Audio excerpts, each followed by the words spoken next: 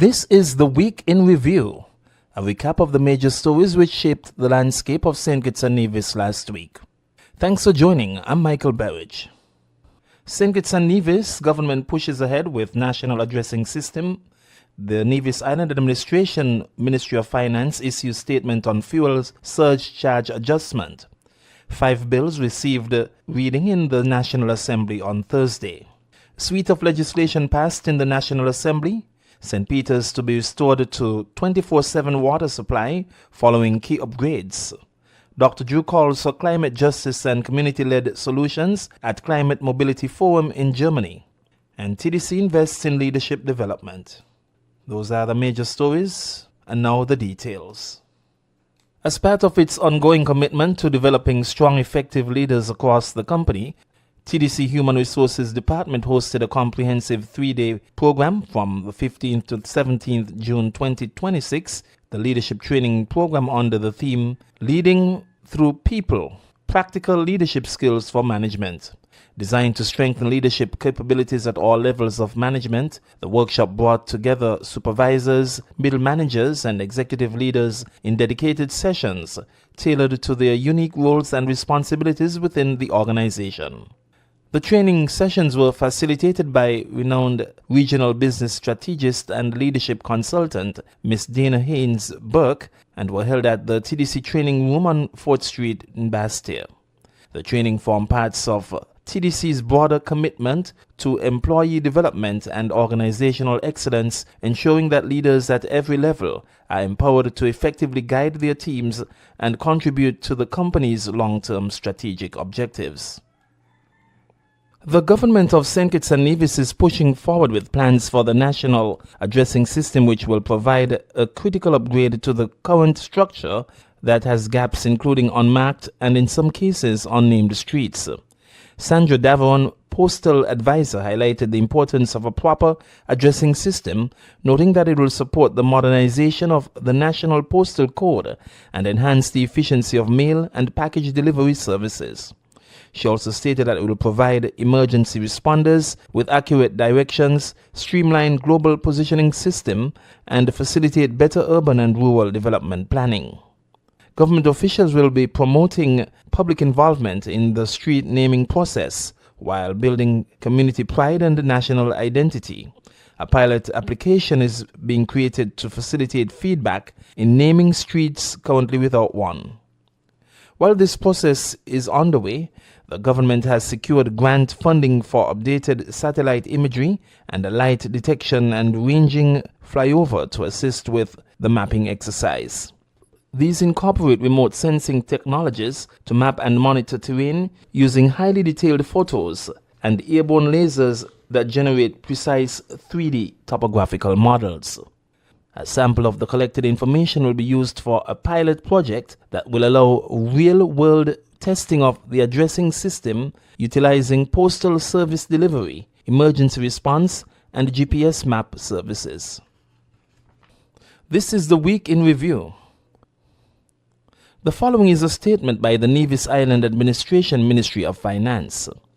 The release states, the recent escalation in the price of petroleum-related products on the world market continues to have a damaging effect on activities in the local economy, manifesting itself through price increases across all economic sectors. The volatility is due primarily to the ongoing tensions between the United States, Iran, and other Gulf states. The most notable effect is a drastic increase in the price of diesel, which has increased the cost of generating electricity at our locally owned Nevis Electricity Company Limited. In September 22, in response to a similar but less drastic fluctuation in the price of fuel, the Nevis Island Administration took the decision to cushion the effect on domestic consumers by subsidizing the fuel surcharge, thus shifting the burden of payment from the domestic consumers to the government. During the period of September 2022 to April 2026, the Nevis Island Administration has paid an amount of $28.9 million to NEVLEC as a subsidy for fuel surcharge on behalf of every household on Nevis. While it has always been the intention of the Nevis Island administration to provide relief and cushion the effect of price increases on our citizens, the continued full subsidizing of the fuel surcharge has become unmanageable and unsustainable, as it is imposing a heavy demand on the already limited resources of the Nevis Island administration. The NIA is aware that the board and management of NEVLEC have taken the decision to reinstate the partial fuel surge charge to domestic consumers. While we understand the difficulty that this will pose for our citizens, this decision was necessary to provide NEVLEC with the resources to continue to provide reliable electricity service to meet the demands of our island. We crave your understanding and encourage all to institute the necessary energy conservation measures aimed at reducing your consumption of electricity, ultimately restricting the amount of surcharge on your monthly electricity bill. The Nevis Island administration has asked NEVLEC to revisit this matter once global fuel prices stabilize. And that statement comes from the Nevis Island administration, Ministry of Finance. You're listening to The Week in Review, a recap of the stories which shaped the nation last week. During a sitting of the National Assembly on Thursday, Minister responsible for Public Infrastructure, Energy and Utilities, Honorable Conwys Maynard, moved the second reading of the Financial Services Regulatory Commission Amendment Bill 2026, the Gaming Control Amendment Bill 2026, and the Anti-Proliferation Financing of Weapons of Mass Destruction Amendment Bill 2026.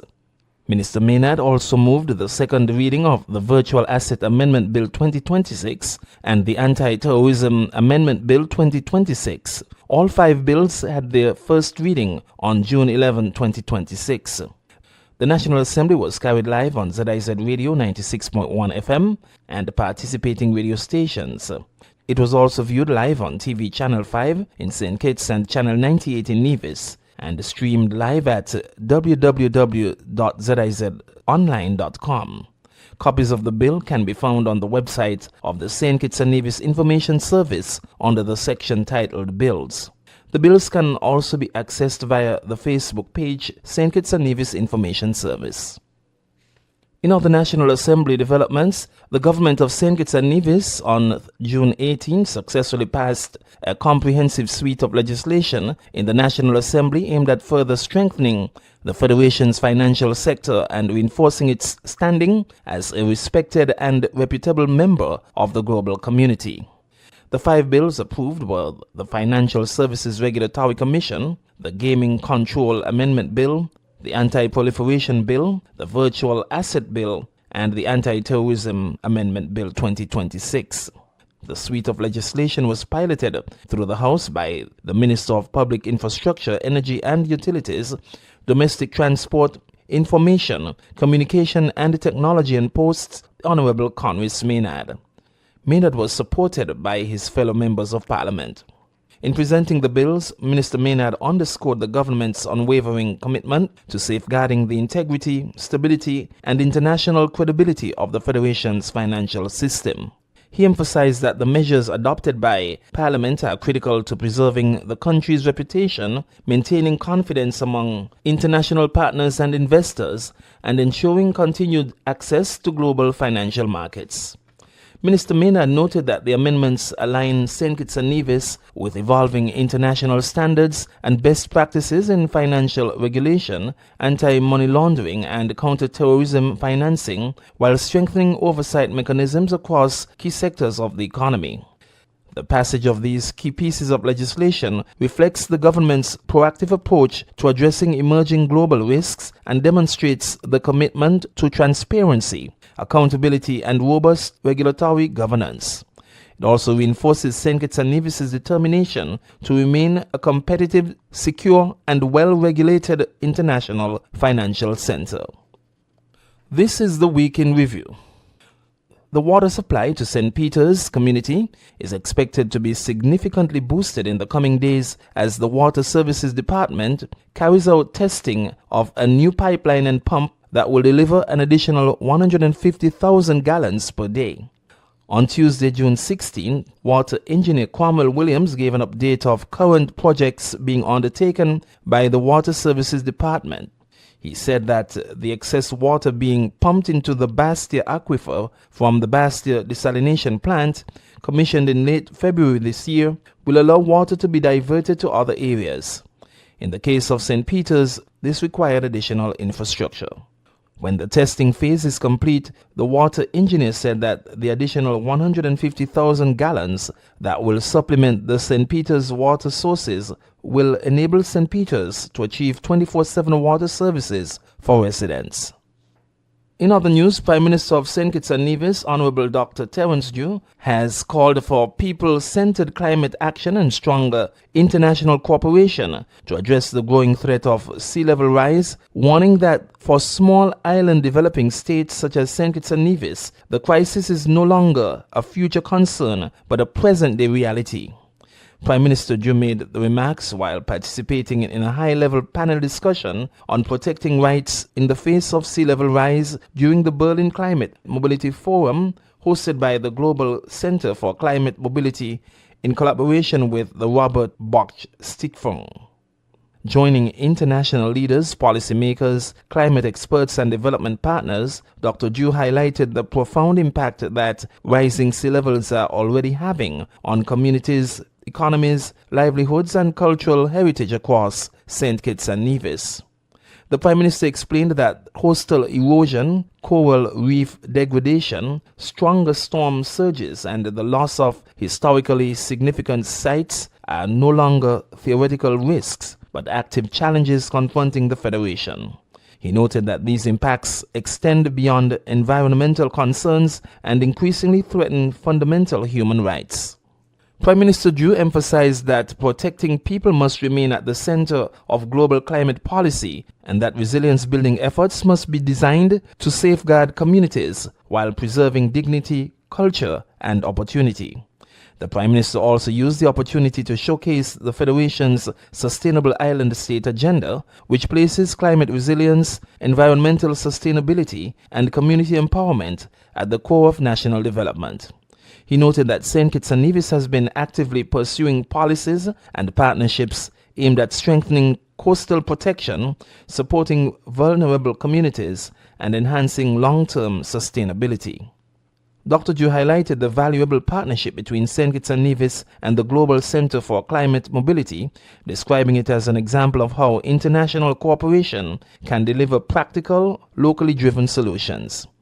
He pointed to initiatives such as the Community's Climate Adaptation Facility, which supports community-led adaptation efforts and provides critical financing and policy support for vulnerable populations.